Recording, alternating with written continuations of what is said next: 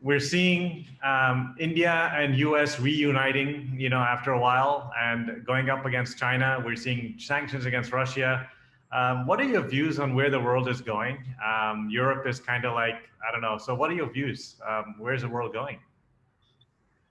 So India, so let me start by saying India disappoints, and India disappoints frequently, in spite of the top-notch people. I tell people there's nothing wrong with our genes. We have proven that beyond reasonable doubt, right? We come to America and we instantly succeed. So so it has to do with the environment in India. And I always go back to the environment. Why were so few Englishmen take over India, right?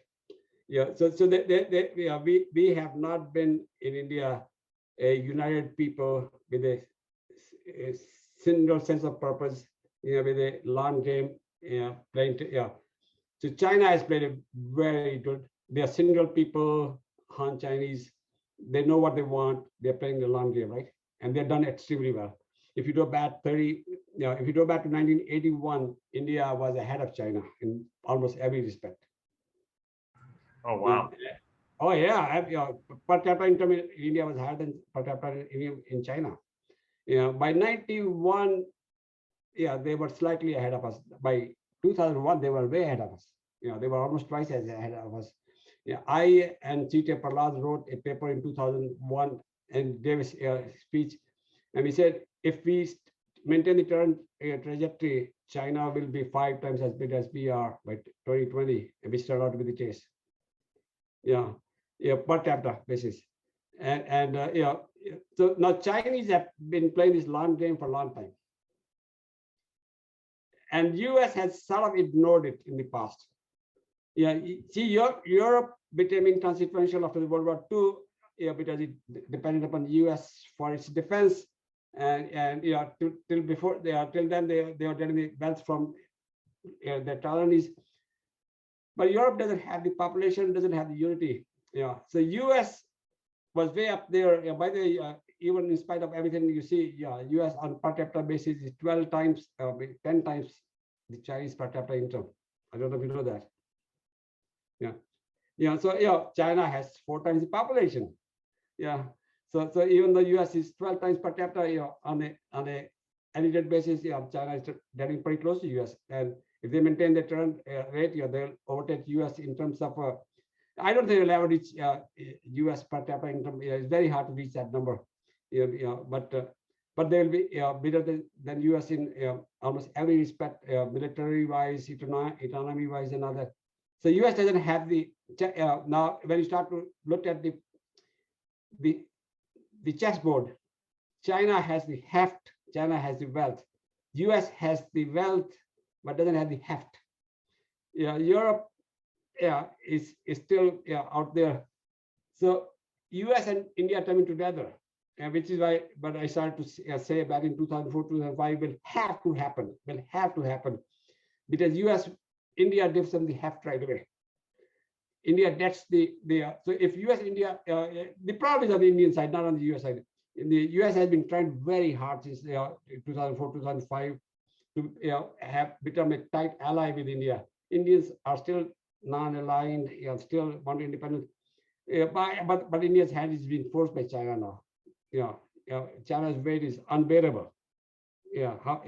Ladakh is just we had that thing in Sikkim, what was the area near in Assam, right? 4 or 5 times. Now, so China has used Pakistan very well, effectively, to pin India down. Right? Yeah, and they're using Africa in a weird way. So India doesn't have the means to fight back. They still haven't done their shit together.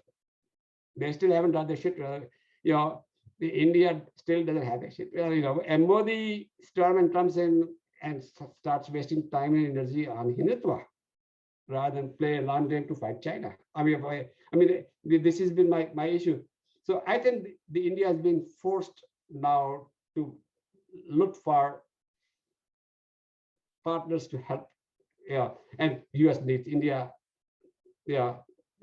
So but India and US, we have same population as China. So so we have now, how do we make this thing happen? So there's a fundamental alignment of values in democracy, rule of law, but it also supposedly religious freedom. So from American public perspective, there's no, you don't have to hold your nose to be partners with India. And China. So here's here are the two sets of values. Democracies are by nature messy, bottoms up, aspirational integration of a large number of people, internal conflict resolution through, means the China's disciplined, tidy, top down, long game, one set of goals. Here, we have, so US is just like India. You see the gun fights, gun rights issues. You see the blacks being shot. You think US is falling apart, right? But that's a democracy at work. And so when I say US-India relationship is based upon very strong set of values and very strong set of geopolitical needs of both countries. Yeah. And then US have come to believe Indians are very smart people. They will supply us the brains even in US. US dependent on Indian brain power is becoming fairly absolute. If you watch the TV, all the doctors on the TV are talking about the COVID are Indians, right?